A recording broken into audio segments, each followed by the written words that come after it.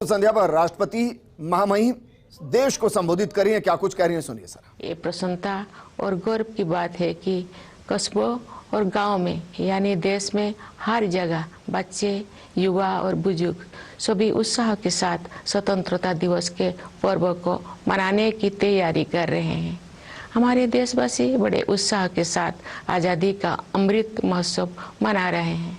स्वाधीनता दिवस का उत्सव मुझे मेरे बचपन के दिनों की याद भी दिलाता है। अपने गांव के स्कूल में स्वतंत्रता दिवस समारोह में भाग लेने की हमारी खुशी रोके नहीं रुकती थी। जब त्रिरंगा फहराया जाता था तो हमें लगता था जैसे हमारी शरीर में बिजली सी दौड़ गई हो। देशभक्ति के गौरव से भरे हुए हृदय के साथ हम सब राष्ट्रीय ध्वज को सलामी देते थे तथा राष्ट्रगान गाते थे। मिठाइयाँ बांटी जाती थी और देशभक्ति के गीत गाए जाते थे जो कई दिनों तक हमारी मन में गूंजते रहते थे। ये मेरा सौभाग्य रहा है कि जब मैं स्कूल में शिक्षक बनी तो मुझे उन अनुभवों को फिर से जीने का अवसर प्राप्त हुआ। जब हम बड़े होते हैं तो हम अपने खुशी को बच्चों की तरह व्यक्त नहीं कर पाते, लेकिन मुझे विश्वास है कि राष्ट्रीय पर्व से जुड़े देशभक्ति की गहरी भावना में तनिक भी कमी नहीं आती है। स्वतंत्रता दिवस हमें ये याद दिलाता है कि हम केवल एक व्यक्ति ही नहीं है, बल्कि हम एक ऐसे महान जन समुदाय का हिस्सा है जो अपनी तरह का सबसे बड़ा और जीवंत समुदाय है। ये विश्व के सबसे बड़े लोकतंत्र के नागरिकों का समुदाय है। जब हम स्वतंत्रता दिवस समारोह मनाते हैं तो वास्तव में हम एक महान लोकतंत्र के नागरिक होने का उत्सव भी मनाते हैं। हमें हर एक की अलग अलग पहचान है। जाति, पंथ, भाषा और क्षेत्र के अलावा हमारी अपने परिवार और कार्य क्षेत्र से जुड़े पहचान भी होती है, लेकिन हमारे एक पहचान ऐसे है जो इन सब से ऊपर है और हमारी वो पहचान है भारत का नागरिक होना। हम सभी समान रूप से इस महान देश के नागरिक हैं। हम सबको समान अवसर और अधिकार उपलब्ध है तथा हमारे कर्तव्य भी समान है, लेकिन ऐसा हमेशा नहीं था। भारत लोकतंत्र की जननी है और प्राचीन काल में भी हमारे यहाँ जमीनी स्तर पर लोकतांत्रिक संस्थाएं विद्यमान थी, किंतु लंबे समय तक चले उपनिवेशिक शासन ने उन लोकतांत्रिक संस्थाओं को मिटा दिया था। 15 अगस्त 1947 के दिन देश ने एक नया सपेरा देखा। उस दिन हमने विदेशी शासन से तो आज़ादी हासिल की है, हमने अपनी नियति का निर्माण करने की स्वतंत्रता भी प्राप्त की। हमारी स्वाधीनता के साथ विदेशी शासकों द्वारा उपनिवेशक को छोड़ने का दौर शुरू हुआ और उपनिवेशवाद समाप्त होने लगा। हमारे द्वारा स्वाधीनता के लक्ष्य को प्राप्त करना तो महत्वपूर्ण था ही, लेकिन उससे भी अधिक उल्लेखनीय है हमारे स्वाधीनता संग्राम का अनोखा तरीका। महात्मा गांधी तथा अनेक असाधारण एवं दूरदर्शी विभूतियों के नेतृत्व में हमारा राष्ट्रीय आंदोलन अद्वितीय आदर्श से अनुप्राणित था। गांधी जी तथा अन्य महानायकों ने भारत की आत्मा को फिर से जगाया और हमारी महान सभ्यता के मूल्यों का जन जन में संचार किया। भारत के ज्वलंत उदाहरण का अनुसरण करते हुए हमारे स्वाधीनता संग्राम की आधारशिला सत्य और अहिंसा को पूरी दुनिया के अनेक राजनीतिक संघर्षों में सफलतापूर्वक अपनाया गया है। स्वतंत्रता दिवस की पूर्व संध्या पर मैं भारत के नागरिकों के साथ एकजुट होकर सभी ज्ञात और अज्ञात स्वतंत्रता सेनानियों को कृतज्ञतापूर्वक श्रद्धांजलि अर्पित करती हूँ। उनके असंख्य बलिदानों से भारत ने विश्व समुदाय में अपना स्वाभिमानपूर्ण स्थान फिर से प्राप्त किया। मातंगिनी हाजरा और कनकलता बरुआ जैसे वीरांगनाओं ने भारत माता के लिए अपने प्राण निछावर कर दिया। माँ कस्तूरबा राष्ट्रपिता महात्मा गांधी के साथ कदम से कदम मिलाकर सत्याग्रह के मार्ग पर चलती रही। सरोजिनी नायडू, ओमू स्वामीनाथन, रमा देवी, अरुणा आसफ अली और सुचेता कृपलानी जैसे अनेक महिला विभूतियों ने अपने बाद की सभी पीढ़ियों की महिलाओं के लिए आत्मविश्वास के साथ देश तथा समाज की सेवा करने के प्रेरक आदर्श प्रस्तुत किए हैं। आज महिलाएं विकास और देश सेवा के हर क्षेत्र में बढ़ चढ़कर योगदान दे रही हैं तथा राष्ट्र का गौरव बढ़ा रहे हैं। आज हमारी महिलाओं ने ऐसे अनेक क्षेत्रों में अपना विशेष स्थान बना लिया है जिनमें कुछ दशकों को पहले उनकी भागीदारी की कल्पना भी नहीं की जा सकती थी। मुझे ये देखकर प्रसन्नता होती है कि हमारे देश में महिलाओं के आर्थिक सशक्तिकरण पर विशेष ध्यान दिया जा रहा है। आर्थिक सशक्तिकरण से परिवार और समाज में महिलाओं की स्थिति मजबूत होती है।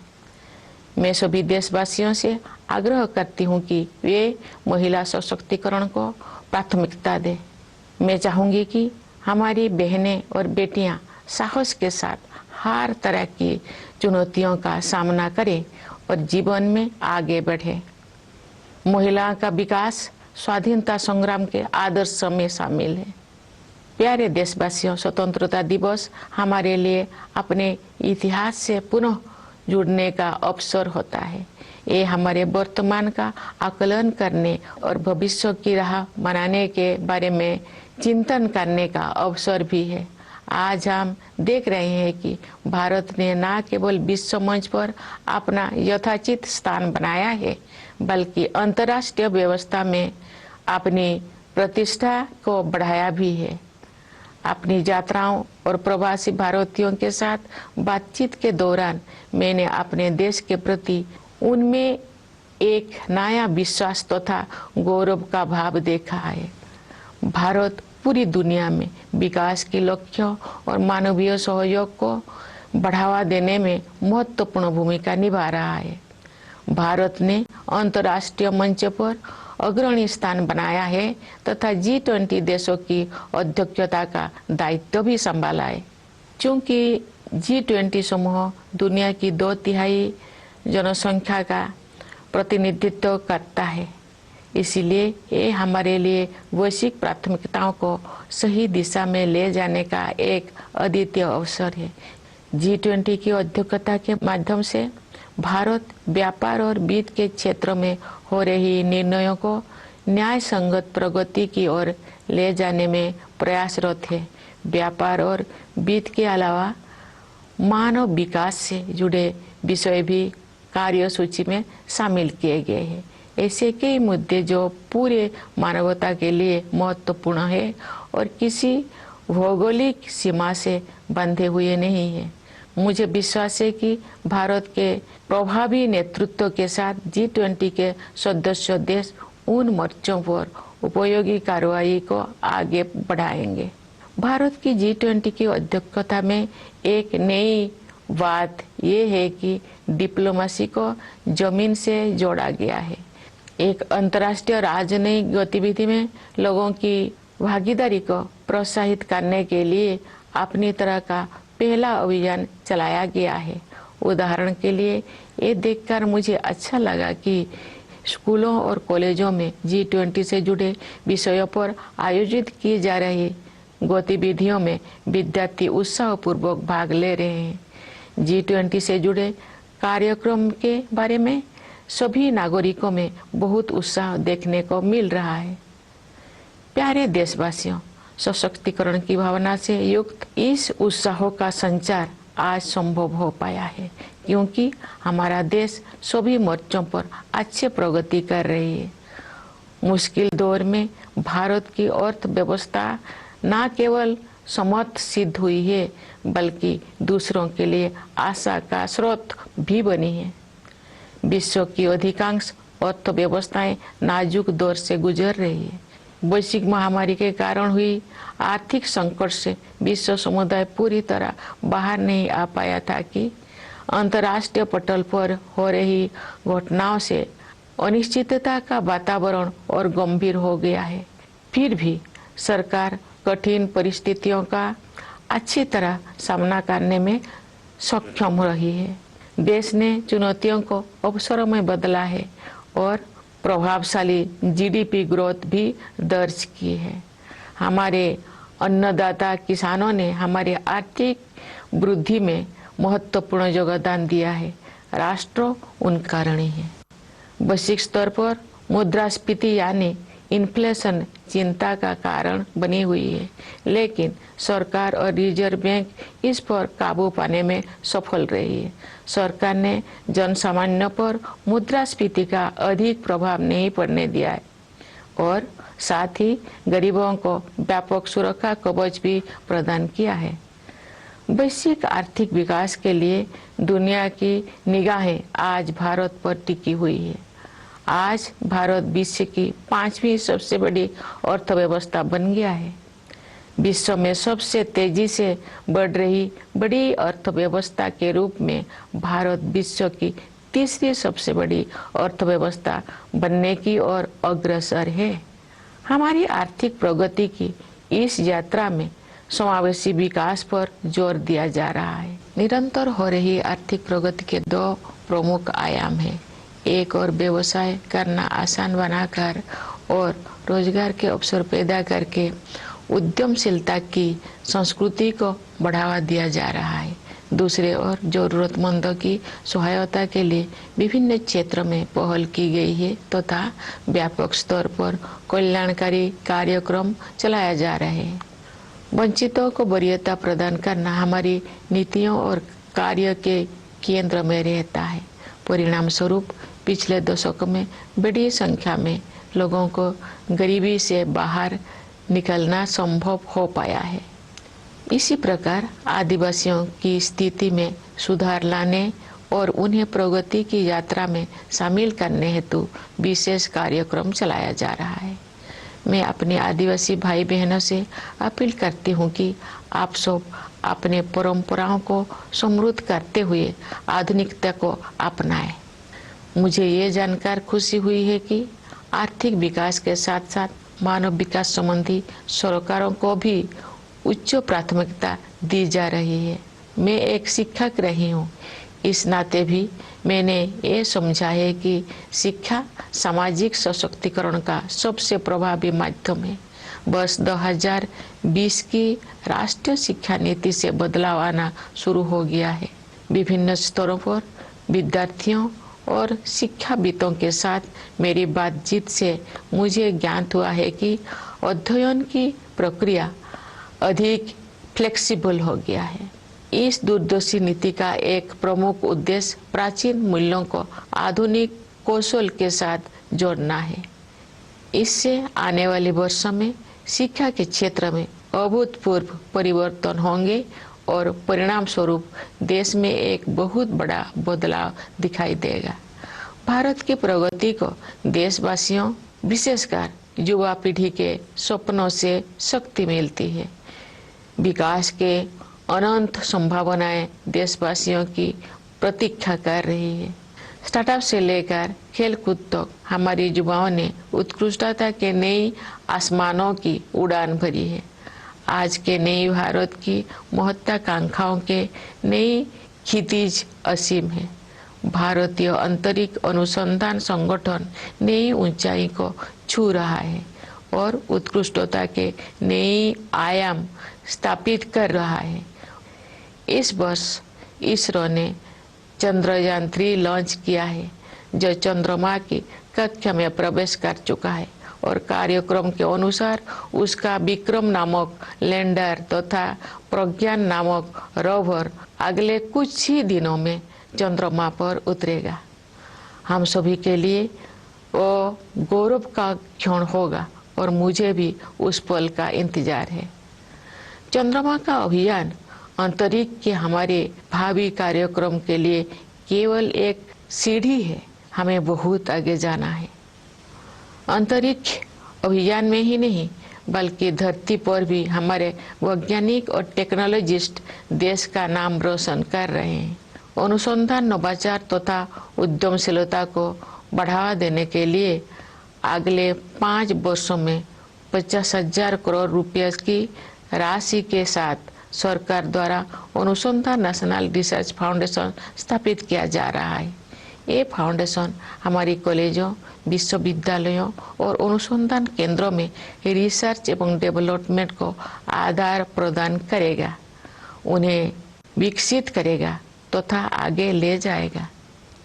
प्यारे देशवासियों, ज्ञान विज्ञान में उत्कृष्टता प्राप्त करना ही हमारा लक्ष्य नहीं है, बल्कि हमारे लिए ये मानवता के विकास के साधन है। एक क्षेत्र जिस पर पूरे विश्व के वैज्ञानिकों और नीति निर्माताओं को और अधिक तत्परता से ध्यान देना चाहिए वो है जलवायु परिवर्तन। हाल के वर्षों में बड़ी संख्या में एक्सट्रीम वेदर इवेंट्स हुई है। देश के कुछ हिस्सों में असाधारण बाढ़ का सामना करना पड़ा है, कुछ स्थान सूखे की मार झेलते हैं। इन सब का एक प्रमुख कारण ग्लोबल वार्मिंग को भी माना जाता है। अतः पर्यावरण के हित में स्थानीय, राष्ट्रीय तथा वैश्विक स्तर पर प्रयास करना अनिवार्य है। इस संदर्भ में ये उल्लेखनीय है कि रिन्यूएबल एनर्जी के क्षेत्र में हमने अभूतपूर्व लक्ष्यों को प्राप्त किया है। अंतर्राष्ट्रीय सौर ऊर्जा अभियान को भारत ने नेतृत्व प्रदान किया है।